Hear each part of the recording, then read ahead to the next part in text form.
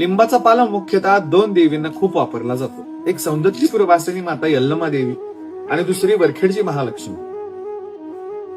मग या लिंबाच्या पाल्याचा, कडुलिंबाच्या पाल्याचा बरेचशा ठिकाणी लिंब नेसण्याचा कार्यक्रम असतो. मग लिंब नेसण्याच्या कार्यक्रमामागचं कारण काय? लिंब का कडू असलेला लिंब वापरला जातो? अहिल्यानगर काळामाता तुळजाभवानी देवस्थान पोखर्डीवरनं आपण एक जाणून घेणार आहोत. माता भगवतीला प्रत्येक ठिकाणी मिष्टान वाहिलं जातं.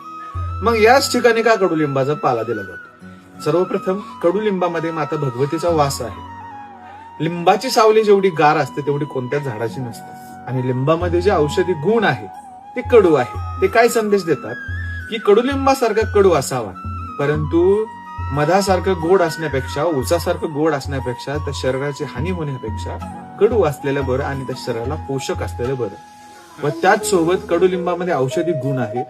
आणि माता भगवतीने जेव्हा शाकंभरी रूप धारण केलं होतं, जेव्हा शताक्षी रूप धारण केलं होतं, तेव्हा हे लिंबाच्या झाडाचं आसन करून माता भगवती बसली होती. जेव्हा पूर्ण रोगराई पांगली होती, तेव्हा या लिंबाच्या झाडाचा पाल्याचा लेप, लिंबाच्या झाडाची सावली बघा कांजणे आल्यावर देखील केलं जातं. म्हणून या लिंबाच्या झाडाचं अनन्यसाधारण महत्व आहे. आणि भगवतीला जर तुम्हाला चरण मूर्ती नसेल, काही नसेल, तर या लिंबाच्या झाडाला पाणी देवीच्या नावाने म्हटल्या मात्राने भगवतीपर्यंत पोहोचवतो. या देवी सर्व भूतेषु प्रकृती रूपेण संस्थिताम.